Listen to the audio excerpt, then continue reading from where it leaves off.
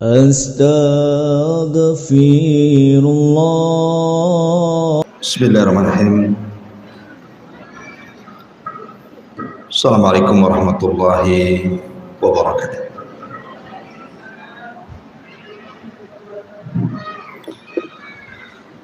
Alhamdulillah wassalatu wassalamu ala Rasulillah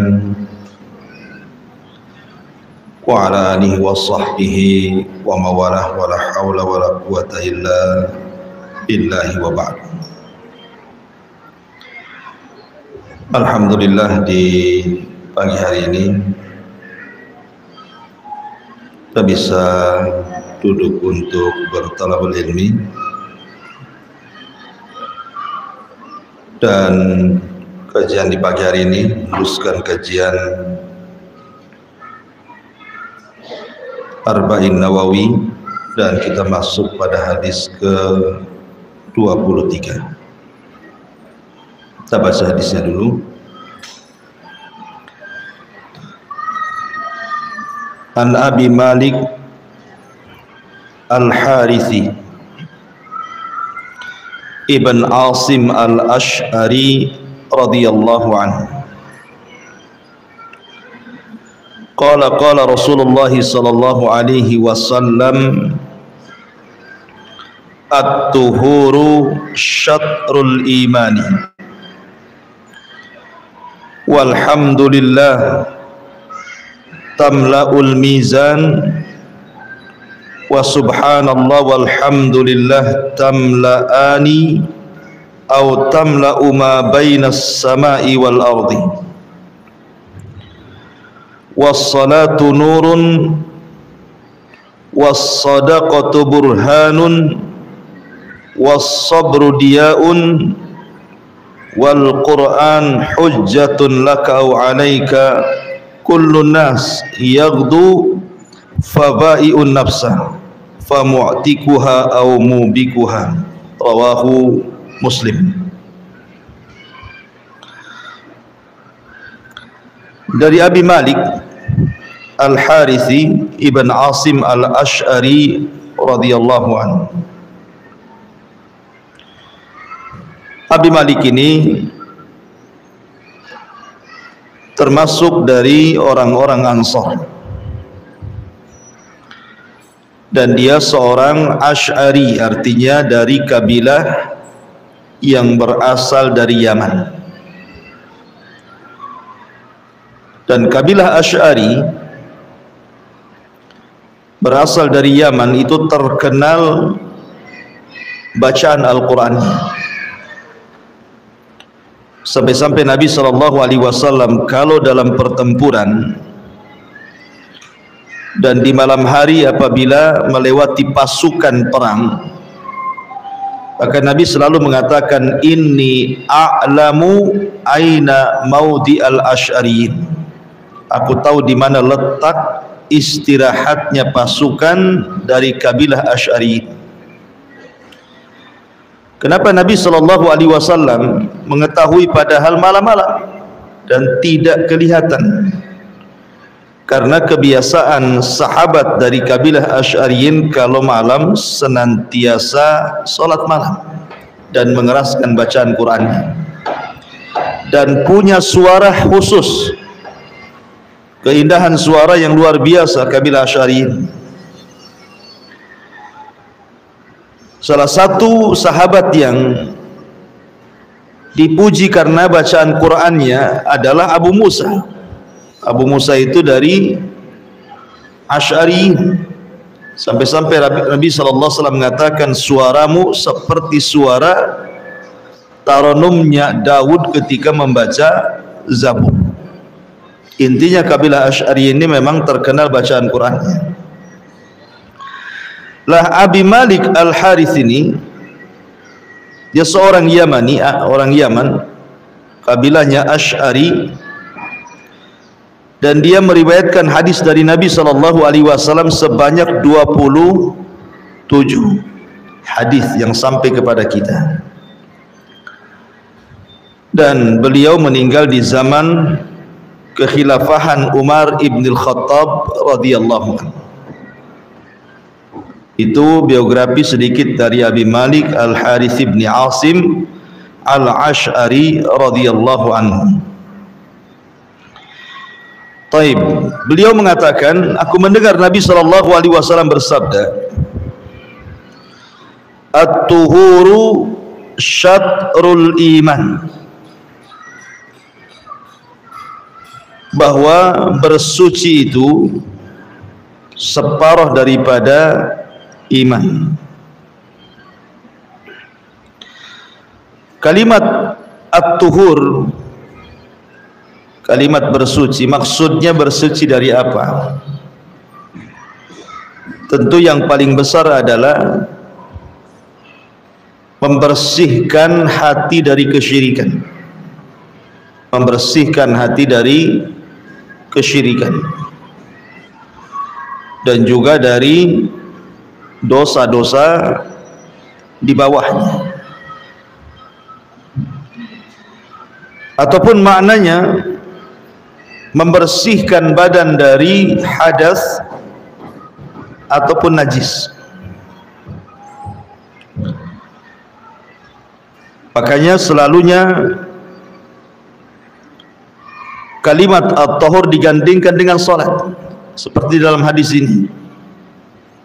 At-tahur digandingkan dengan salat. At-tahuru syatrul iman was-salatu nurun, dan salat cahaya. Berarti yang dimaksud at-tahur di sini artinya membersihkan badan dari hadas ataupun najis, baik dengan air ataupun dengan tanah. Maksudnya tayamum. Kemudian Rasul mengatakan walhamdulillah, dan ucapan alhamdulillah tamlaul mizan, bisa memberatkan timbangan. Ada sebuah hadis yang sering kita dengar, kata Nabi SAW, kalimatani khafifatani ala lisani thaqilatani fil mizani habibatani ala rahmani subhanallah wa bihamdihi subhanallahil azim.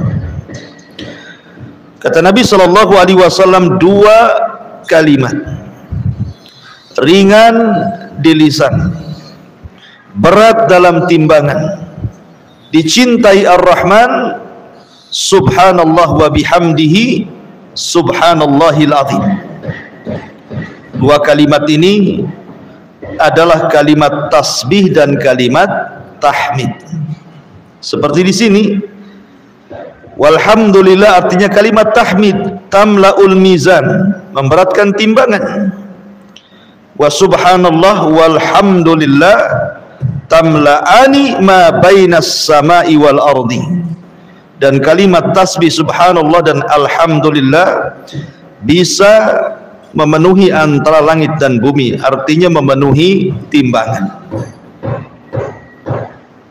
Dan ini menunjukkan keutamaan zikir dengan memperbanyak tasbih dan juga tahmid. Dan zikir itu ibadah yang paling ringan, tetapi besar pahalanya. Kenapa paling ringan? Karena zikir ini tidak seperti ibadah yang lain, tidak terikat waktu, tidak terikat tempat, tidak harus mengeluarkan tenaga, tidak pula harus mengeluarkan biaya. Bisa dilakukan anak kecil, bisa dilakukan orang remaja, bisa dilakukan orang dewasa, bisa dilakukan orang tua, laki-laki dan wanita. Tidak harus kemudian ditentukan oleh tempat ataupun waktu yang mengikatnya. Kapanpun zikir itu bisa dilakukan. Ibu bisa zikir sambil jalan, ibu bisa zikir sambil ke pasar, ibu bisa zikir sambil masak, ibu bisa zikir sambil tidur. Jadi zikir itu ibadah ringan sebenarnya, dan ibadah kapan saja bisa dilakukan, tetapi demikian pahalanya besar. Salah satunya adalah bisa memberatkan timbangan. Kemudian adapun tasbih dengan tahmid, bedanya apa tasbih dengan tahmid itu? Kalau tasbih itu membersihkan segala sifat-sifat yang kurang bagi Allah. Tetapi kalau tahmid menetapkan sifat-sifat yang terpuji bagi Allah. Jadi kebalikannya. Kalau tasbih membersihkan Allah dari sifat-sifat yang mengurangi hak Allah Subhanahu wa taala. Kalau tahmid sebaliknya menetapkan sifat-sifat yang terpuji dan sempurna bagi Allah Subhanahu wa taala. Kemudian kata Nabi sallallahu alaihi wasallam, as-salatu nurun. Salat itu cahaya. Was-sadaqatu burhanun. Sedekah itu bukti. Was-sabru liyaun. Dan sabar itu cahaya yang sangat terang. Di sini ada kalimat nurun, burhanun, diyaun. Ini sebenarnya tiga kata ini semua bicara tentang cahaya. Jadi arti nur ya cahaya, burhan juga cahaya, dia juga cahaya. Lalu apa bedanya tiga cahaya ini? Kalau nur itu cahaya tetapi membawa ketenangan, itu disebut nur. Cahayanya membawa ketenangan. Tetapi kalau dia itu cahayanya membawa rasa panas. Makanya cahaya matahari dengan cahaya bulan itu beda. Kalau cahaya matahari disebut dia, kalau cahaya bulan disebut nur. Dan itu sebagaimana Allah mengatakan wa ja'ala syamsa diya'an wal qamara nurun. Wal qamara nurun. Di sini Allah mengatakan wa ja'ala syamsa diya, dan Allah jadikan matahari itu cahayanya dia. Dan Allah jadikan bulan itu cahayanya nur. Apa bedanya cahaya bulan dengan matahari, Bu? Kalau cahaya bulan tidak ada rasa panas, tenang kita ya kan. Kalau berjalan di malam hari sedang bulan purnama, nyantai saja kita jalan kan, tidak perlu bawa payung untuk supaya membentengi cahaya bulan dengan kita. Yang ada kita menikmati dengan cahaya itu. Itulah sholat. Cahayanya itu membawa ketenangan seperti cahaya bulan. Kalau sabar itu disebut dia, cahayanya membawa panas seperti cahaya matahari. Kalau seandainya ibu siang-siang itu ya ada matahari terik, kemudian kita berjemur itu terasa panas. Bahkan ada orang yang tidak sanggup sehingga harus pakai payung untuk membentengi dia dan cahaya matahari. Artinya kenapa sabar itu diibaratkan cahaya matahari? Karena sabar itu perlu adanya ta'ab, harus adanya pengorbanan, susah, sedih, capek gitu ya. Makanya cahayanya seperti cahaya matahari. Tetapi kalau burhan itu hasil daripada cahaya matahari. Tidak harus kemudian kita berpanas-panasan. Seperti umpamanya kita berada di sebuah rumah tanpa ada listrik, tetapi cahaya mataharinya sampai ke rumah kita. Itu disebut burhan. Itu secara bahasa ya. Tetapi di sini yang dimaksud as-salatu nurun, salat itu cahaya, maknanya apa? Salat itu cahaya yang menerangi jiwa manusia, dan dengan cahaya itu manusia tidak disesatkan dalam perjalanan dunianya. Jadi cahaya di sini maksudnya hidayah. tidak akan tersesat kalau orang sholat itu berjalan di dunia, karena ada cahaya yang menuntunnya. Dan biasanya orang yang sholat itu ada cahaya di wajahnya, dan orang yang tidak sholat itu suram biasanya wajahnya. Bukan hanya di dunia, sholat itu juga akan menerangi kuburannya. Jadi as-salatu nur, bahwa sholat itu cahaya, maksudnya cahaya juga inda qabri, ketika dia masuk ke dalam kubur, maka kuburnya akan terang dan bercahaya. Bukan hanya itu saja, as-salatu nur, cahaya di sini maksudnya juga cahaya yang bisa menerangi saat kita menyeberangi titian siratal mustaqim. Maka nanti kita akan diberikan cahaya untuk menyeberangi titian itu. Semakin banyak sholat di dunia, maka semakin besar cahayanya untuk modal menyeberangi titian siratal mustaqim. Itulah yang dimaksud as-salatu nur, sholat itu cahaya. Kemudian was-sadaqatu burhan, sedekah itu bukti. Sedekah itu adalah bukti keimanan. Artinya orang kalau bakhil, tidak mau bersedekah, dipertanyakan imannya, karena itu bukti masalahnya. Kayak orang ngaku-ngaku gitu ya, kan harus ada buktinya. Kalau seseorang ngaku-ngaku beriman, kalau tidak bersedekah berarti belum terbukti. Dan sedekah ini adalah amalan yang sangat agung, sampai-sampai orang yang mati ingin dihidupkan kembali hanya ingin bersedekah. Laula akhartani ila ajalin qarib la asaddaqa wa akum minas salihin. Kalaulah Allah hidupkan aku walaupun sesaat, tentu aku akan bersedekah. Kenapa demikian? Karena orang yang meninggal ketika dikubur itu kan diikuti 3 perkara. Pertama keluarganya, yang kedua hartanya, yang ketiga amalannya. Keluarganya balik ke rumahnya, kemudian hartanya jadi rebutan ahli warisnya, kemudian yang sampai ke kuburannya adalah amalannya. Makanya kenapa kemudian orang yang dikubur itu ingin hidup itu kalau bisa semua harta yang jadi rebutan ahli waris itu disedekahkan menjadi sebuah amal, karena hanya itu yang bisa masuk ke kuburannya.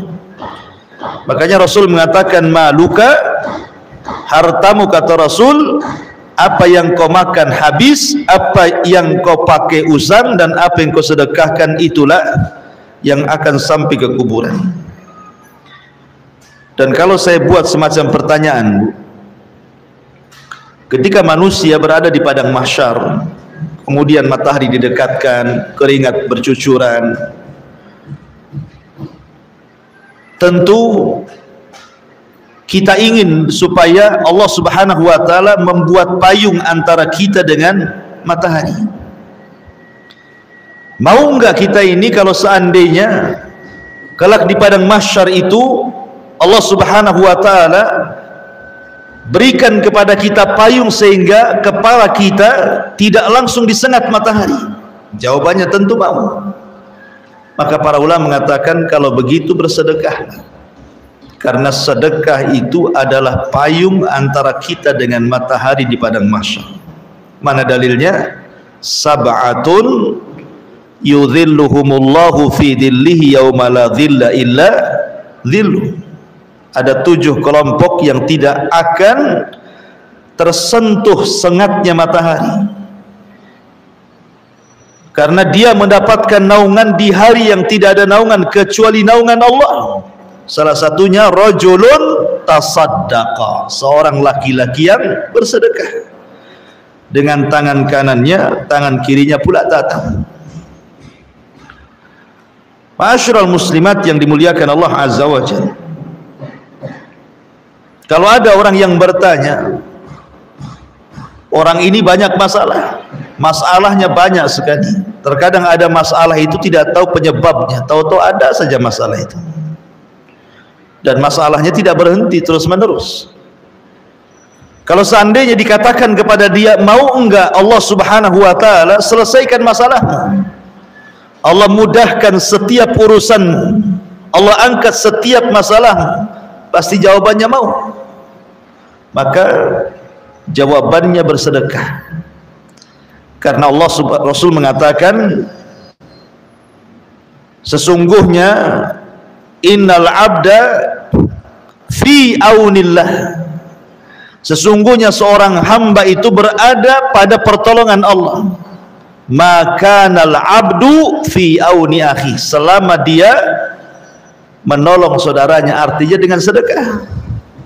Jadi orang yang bersedekah itu ditolong Allah Subhanahu wa taala, sehingga setiap kesulitannya pasti akan terurai dan akan ada jalan keluarnya. Bahkan ada sebuah hadis yang bagus sekali, kata Rasul, sana'iul ma'ruf taki masari as-su. Sana'iul ma'ruf taki masari as-su. Sana'iul ma'ruf artinya perbuatan-perbuatan yang baik, bersedekah, menolong, itu bisa taki, melindungi masari as-su. Masari as-su itu artinya setiap perkara yang Rasul sallallahu alaihi wasallam berlindung darinya. Seperti umpamanya orang meninggal karena tenggelam, orang meninggal karena terkena reruntuhan, orang yang meninggal karena jatuh dari ketinggian, ataupun meninggal su'ul khatimah. Maka orang yang suka bersedekah, baik sedekah dengan hartanya, sedekah dengan waktunya, sedekah dengan tenaganya, sedekah menolong orang lain dengan tenaganya, maka dia akan dilindungi dari kematian-kematian seperti ini. Dia tidak akan mati tenggelam, dia tidak akan mati tertimpa reruntuhan, dia tidak akan mati jatuh dari ketinggian, ataupun dia tidak akan mati dalam kondisi su'ul khatimah. Tidak akan mati dalam kondisi su'ul khatimah, buruk kematiannya. tidak mungkin orang yang suka bersedekah itu, karena taki masari as-su. Karena sedekah itu bisa melindungi dari kematian su'ul khatimah. Kan luar biasa ya, sedekah itu luar biasa. As-sadaqatu burhan. Kemudian Rasul mengatakan was-sabru diyaun, dan sabar itu adalah diya, cahaya. Sabar itu terbagi menjadi tiga, sering saya jelaskan. Pertama, as-sabru ala ta'ah. Yang kedua, as-sabru alal ma'siyah. Kemudian yang ketiga, as-sabru ala aqdarillah. Pertama, sabar ketika melaksanakan ketaatan. Yang kedua, sabar ketika menjauhi kemaksiatan. Yang ketiga, sabar ketika menghadapi qada dan qadar. Tingkatan yang paling tinggi sabar itu adalah as-sabru ala ta'ah, sabar ketika melaksanakan perintah. Kenapa? Sabar melaksanakan perintah lebih tinggi tingkatannya dibandingkan sabar menjauhi maksiat. Karena menjauhi maksiat itu, Bu, itu hanya sekedar meninggalkan, tidak melakukan semata-mata sudah dianggap sabar, tidak sabar di atas maksiat. Contoh begitu, ada orang kafir tidak minum khamr, orang kafir tapi tidak minum khamr. Kemudian kita katakan, kenapa kamu tidak minum khamr? Kan agamamu tidak melarang. Maka dia akan mengatakan, hendaklah, khamr ini ngerusak akal saya. Bisa nggak? Buktinya orang kafir ini bisa meninggalkan maksiat kan? Bisa meninggalkan maksiat. Umpamanya dia tidak berzina. Kenapa kamu tidak berzina? Bukankah agamamu tidak melarang? Saya takut penyakit. Artinya meninggalkan maksiat semata-mata Itu bisa dilakukan siapapun walaupun bukan karena Allah. Buktinya orang kafir bisa meninggalkan maksiat padahal bukan karena Allah dia. Bisa sabar kan gitu. Tetapi melaksanakan perintah itu berat. Karena harus ada pengorbanan. Pengorbanannya apa? Buktinya ibu dari rumah harus melangkah ke sini. Itu kan berkorban waktu, berkorban jalan gitu ya. Duduk di sini. Kemudian sholat pun harus capek-capean gitu. Kemudian zakat pun harus mengeluarkan uang. Jadi ada pengorbanan dalam melaksanakan ketaatan itu. Tapi kalau meninggalkan kemaksiatan, diam sajalah. Nggak harus mengeluarkan sesuatu. Yang penting dia diam, tidak melaksanakan, sudah meninggalkan maksiat namanya. Tapi kalau melaksanakan ketaatan harus bergerak. Nggak bisa diam, harus bergerak dia. Makanya kenapa sabar di atas ketaatan itu lebih tinggi dibandingkan sabar meninggalkan maksiat. Karena sabar meninggalkan maksiat cukup diam saja, nggak ngapa-ngapain ya kan. Tapi kalau sabar di dalam melaksanakan ketaatan harus ada pergerakan kita ke masjid, ke majelis ta'lim dan begitu seterusnya. Tetapi kalau seandainya diitlakkan kalimat sabar, biasanya kalau ada orang sering di masyarakat mengatakan sabar, sabar gitu ya. Biasanya kalimat sabar itu diitlakkan ke sabar yang ketiga. Sabar ketika menghadapi ujian qada dan qadar. Itu biasanya kalimat sabar di masyarakat itu maksudnya di sini yang ketiga. Sabar ketika menghadapi ujian, keputusan dan takdir Allah. Orang dengan takdir Allah itu ada 4 macam, ibu ya. Orang menghadapi takdir Allah itu ada 4 macam. Pertama, orang yang tidak sabar. Bukan hanya tidak sabar, lisannya pun menunjukkan ketidaksabarannya. Kan ada orang tuh di masyarakat itu kalau ditimpa musibah lisannya itu ngomel terus, nyerocos terus ya. Kenapa mesti saya? Kenapa enggak si dia saja? Kenapa mesti saya? Kenapa enggak tetangga sebelah saja? Gitu ya. Kapan selesainya ini ujian untuk saya? Pokoknya mulutnya juga ngomong. Sudah tidak sabar hatinya, mulutnya pun tak dijaga. Ini yang pertama, ini seburuk-buruk orang ini, tasakhut dengan aqdar, tidak yakin dengan qada dan qadar. Kelompok yang kedua, dia berusaha untuk sabar, tetapi hatinya tidak redha. Hatinya itu tidak redha, kalau disentuh sedikit saja ngomong semua ya. Jadi ada orang yang nampaknya sabar, tapi hatinya itu tidak redha ketika ditimpa musibah. Sebab kalau disenggol semua keluar nanti omongan itu. Ada orang kayak gitu kan, dia disabar-sabari, tapi kalau sekali ada orang curhat, dia pun keluar semua isi hatinya. Nah, ini tingkatan yang ya lebih rendah daripada yang pertama ya. Kemudian yang ketiga, ada orang yang betul-betul sabar dan betul-betul redha. Bukan hanya sekedar sabar tapi juga redha. Sudahlah, memang harus diapakan, musibah ini sudah dicatat oleh Allah 500 tahun sebelum Allah menciptakan langit dan bumi. Mau diapakan lagi? Ya terpaksa harus sabar. Dan dia berusaha untuk merelakan ya. Ini adalah sabar yang terpuji.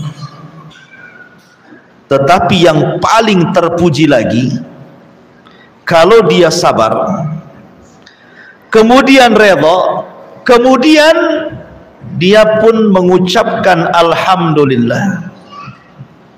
Bukan hanya sabar, bukan hanya redha, tetapi dia mengucapkan alhamdulillah. Maksud mengucapkan alhamdulillah itu, maksudnya dia masih mengingat kebaikan-kebaikan Allah yang lainnya.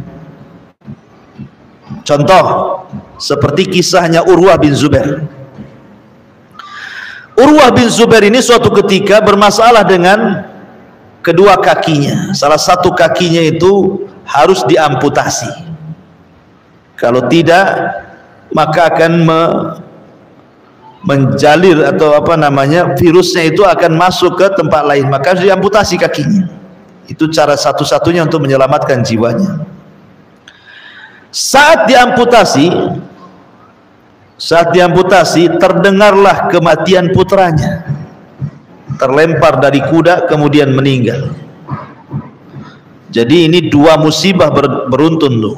Musibah pertama kakinya harus diamputasi, musibah kedua anaknya meninggal dunia. Maka kemudian Urwah ibn Zubair mengatakan, alhamdulillah, Allahumma lakal hamdu, Allahumma lakal hamdu, segala pujian hanya milik engkau ya Allah.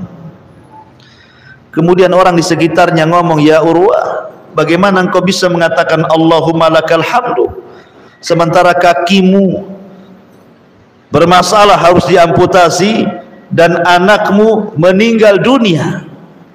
Maka kata Urwah ibn Zubair, dia mengatakan, kenapa saya mengatakan Allahumma lakal hamdu? Karena Allah subhanahu wa ta'ala sudah memberikan 4 anggota badan pada badanku, 2 tangan dan 2 kaki. Ketika kakiku diamputasi, masih ada 3 anggota badan. Allahumma lakal hamdu. Allah subhanahu wa ta'ala memberikan kepadaku 7 anak. Kalau Allah subhanahu wa ta'ala memberikan atau mewafatkan 1 di antara 7 anakku, Allahumma lakal hamd, Allahumma lakal hamd, karena Allah masih menyisakan 6 anak bagiku. Jadi dia sabar, dia redha, dia pun masih mengucapkan alhamdulillah karena masih mensyukuri nikmat yang tersisa yang Allah berikan kepadanya.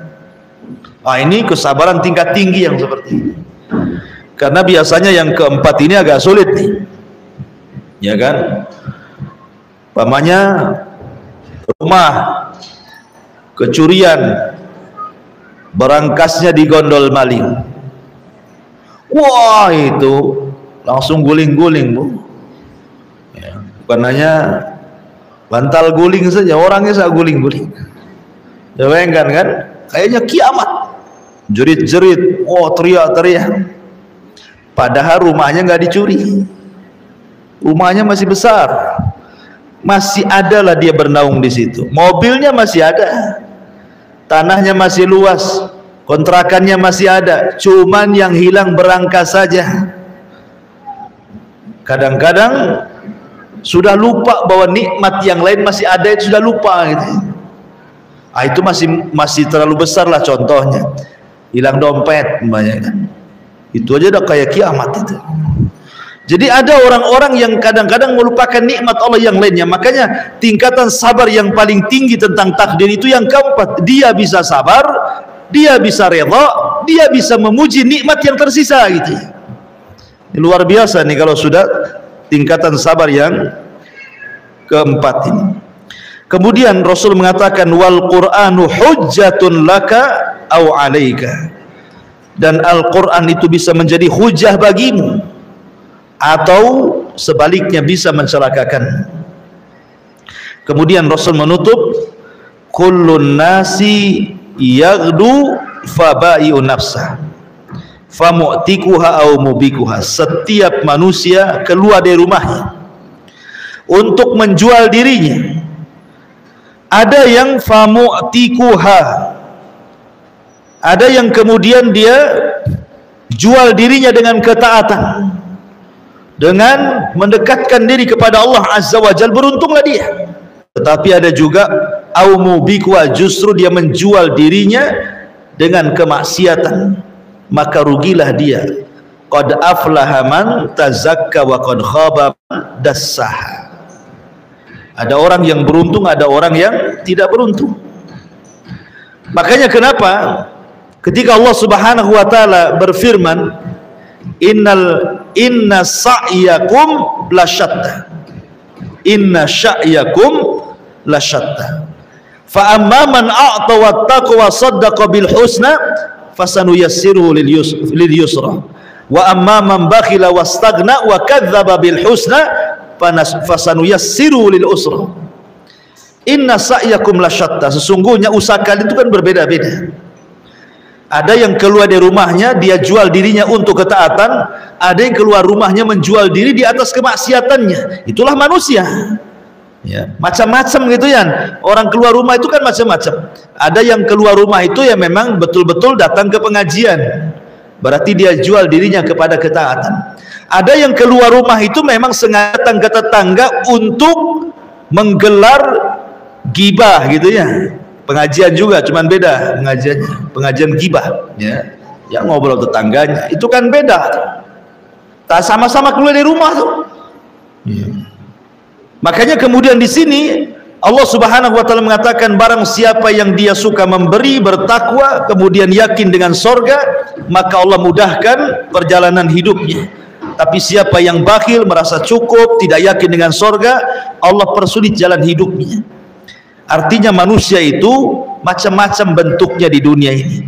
Famu'tikuha au mubikuha. Ada yang menyelamatkan dirinya, ada yang menghancurkan dirinya. Oleh karena itulah maka kembalilah kepada asal daripada ciptaan Allah, wa ma khalaqtul jinna wal insa illa liya'budun. Tidaklah kuciptakan jin dan manusia kecuali untuk beribadah kepada Allah Subhanahu wa taala. Wallahu alam. Ini diantara penjelasan singkat dari hadis Arba'in yang ke-23. Baik, kita buat tanya jawab saja, silakan. Bismillah, Assalamualaikum Ustaz. Waalaikumsalam.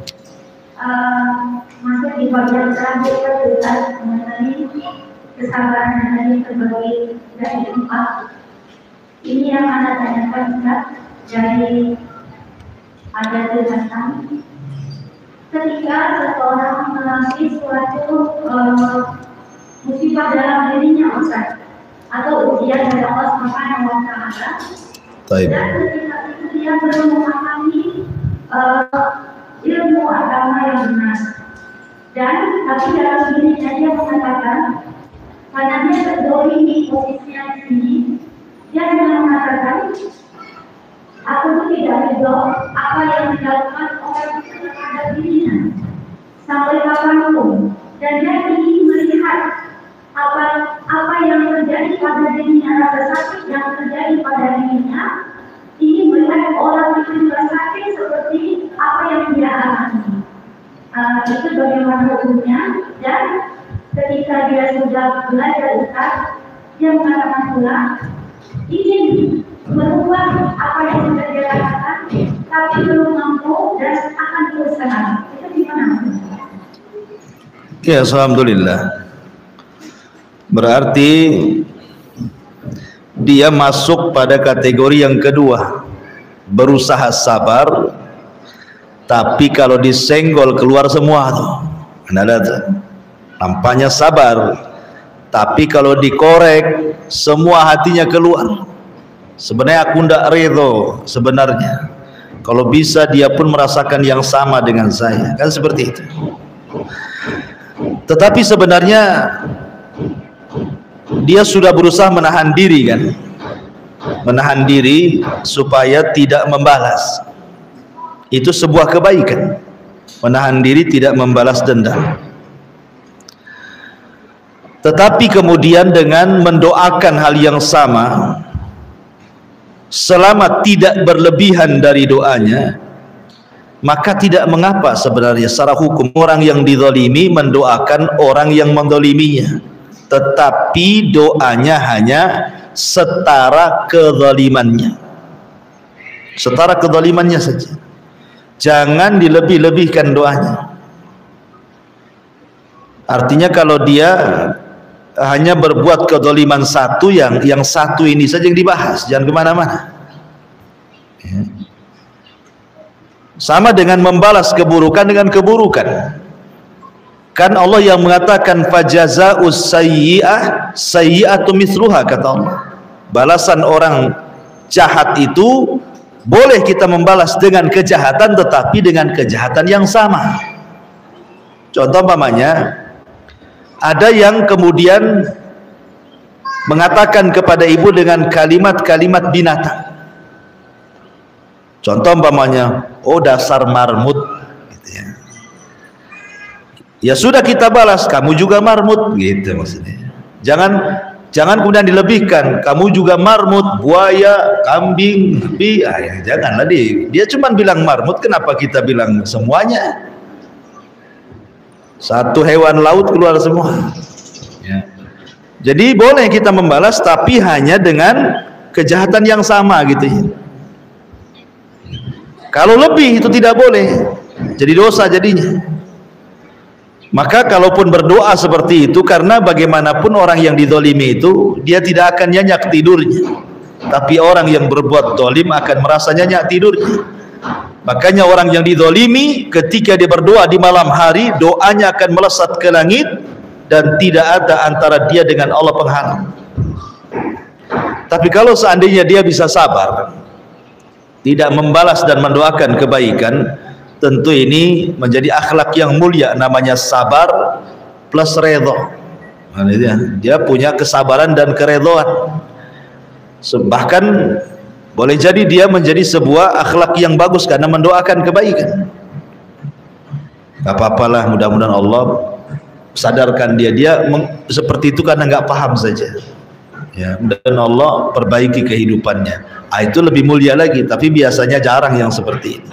Ya, karena memang kalau sudah sakit hati biasanya ingin balas ya, itu umumnya.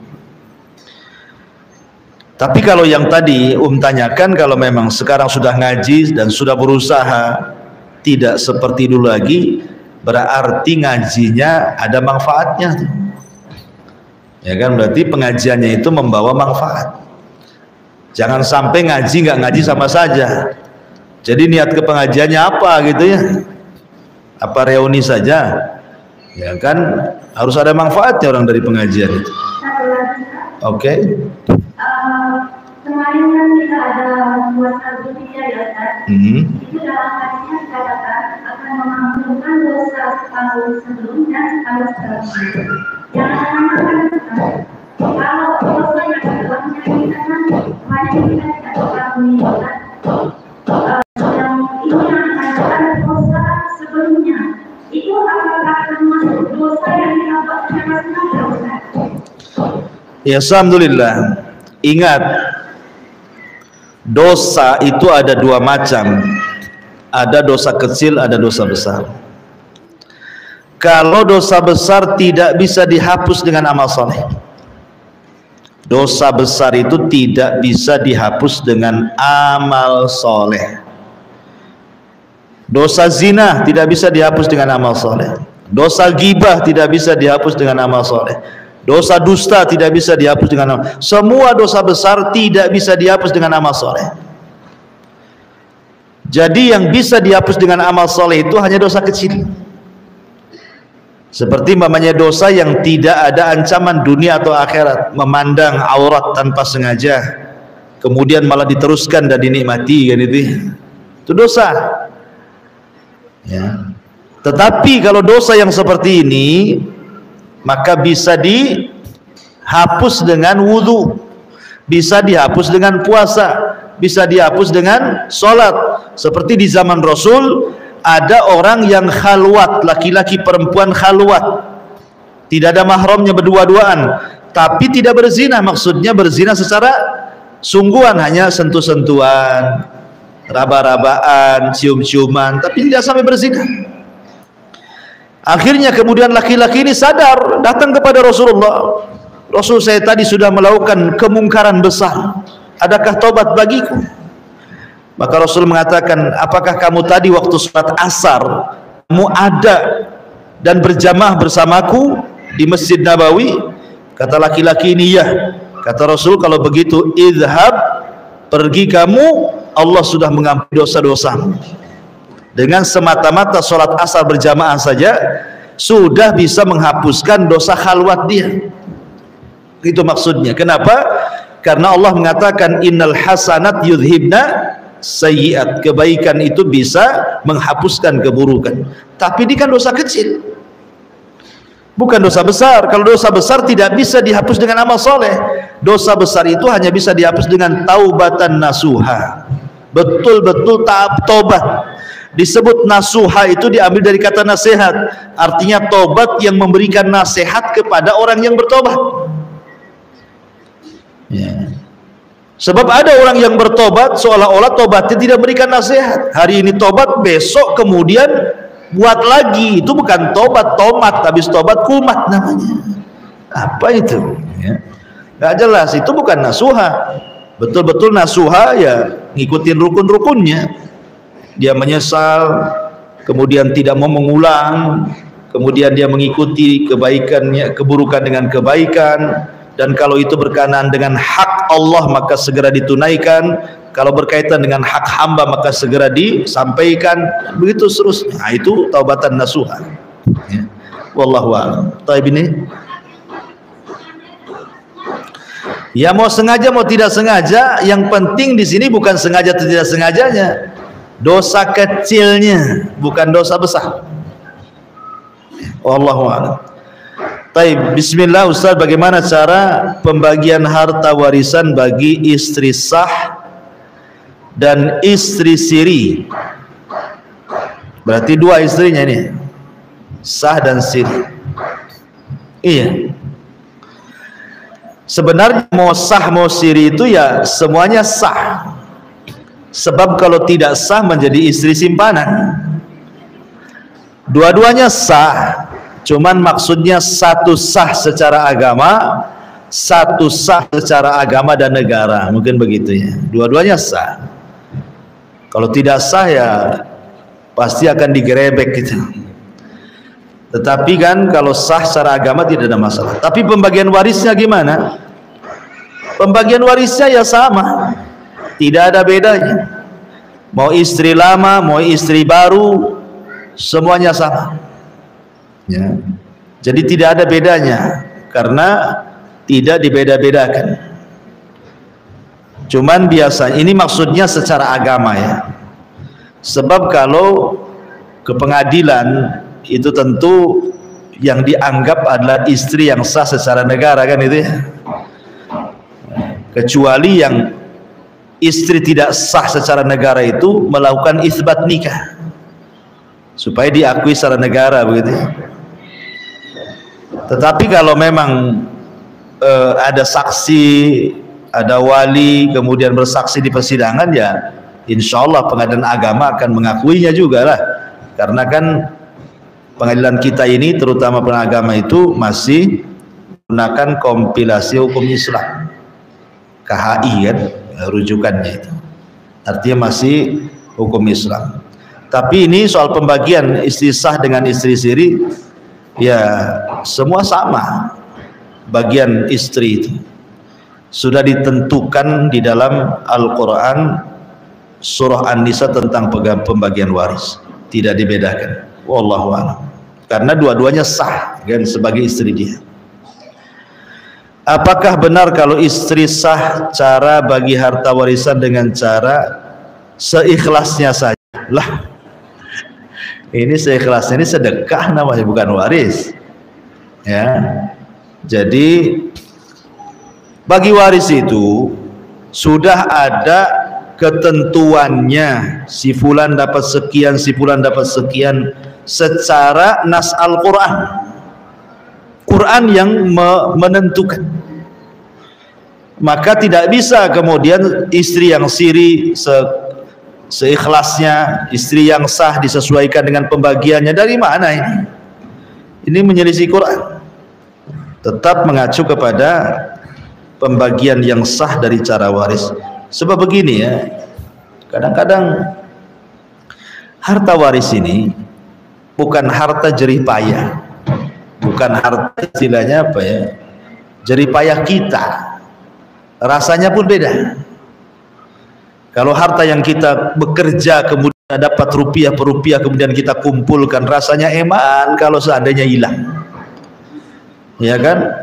Rasanya itu gimana gitu kalau hilang, itu sedihnya luar biasa. Tapi kalau harta waris ini kan ibaratnya juga harta tanpa ada keringat, tahu-tahu dapat. Makanya kadang-kadang ada sebagian yang tidak bawa berkah. Ya, terkadang tidak ada berkahnya, tahu-tahu hilang ya mudah juga hilang, tidak ada berkahnya. Kecuali kalau seandainya dia gunakan untuk kebaikan ataupun membalas kebaikan yang memberikannya. Tapi kan banyak anak yang dapat warisan tidak pernah berbuat baik kepada orang tua yang sudah memberikan warisannya. Betapa banyak coba, habis bagi-bagi waris lupa orang tuanya, tidak mau sedekah untuk orang tuanya, nggak mau beramal untuk orang tuanya gitu. Atau mungkin istri yang ditinggal meninggal suaminya dapat harta, dapatlah bagian istrinya. Kadang-kadang kalau sudah dapat bagian lupa juga kebaikan suaminya, apalagi sudah menikah dengan suami lain lagi, makin lupa lagi kan itu ya. Nah itu kadang-kadang seperti itu. Makanya yang jelas sih ya bagi-bagi harta sesuai faraid lebih baik. Wallahu a'lam. Iya. Jadi pertanyaan. Jadi pertanyaan ini bercanda, tapi menggunakan kalimat yang maksudkan. Dia kalimatnya seperti ini. Kalau seperti ini bisa sendirilah kita.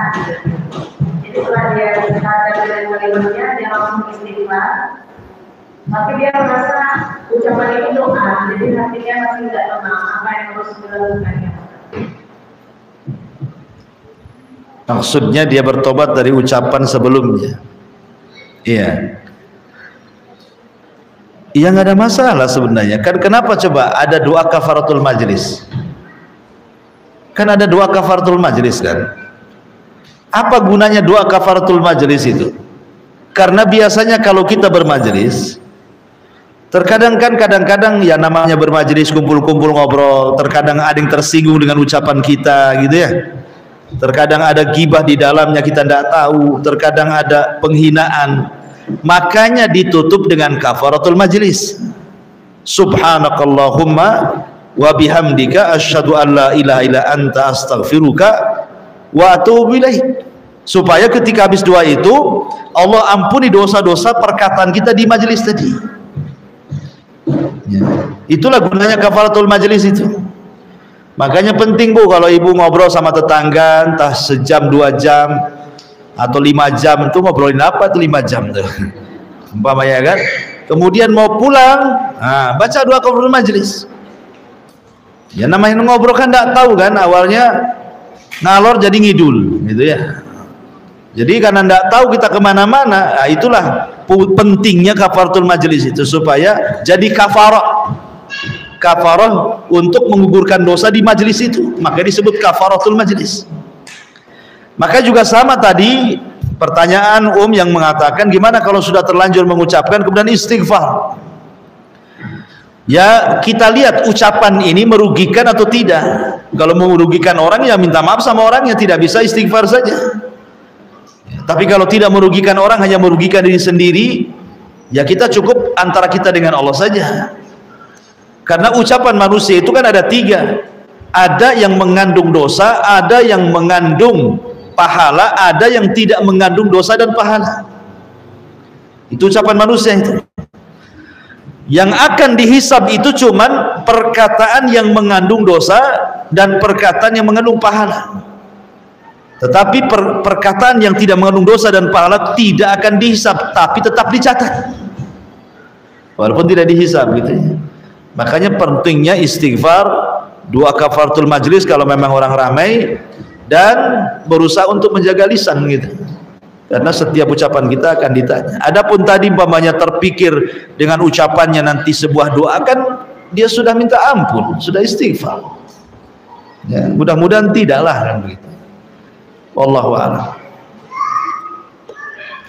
Ya saya kira cukup ya, karena juga sudah mendekati jamaah yang mau sholat Jumat. Subhanaka wa bihamdika asyhadu an la ilaha illa anta astaghfiruka wa atubu ilaik. Allahu ta'ala alam. Assalamualaikum warahmatullahi wabarakatuh.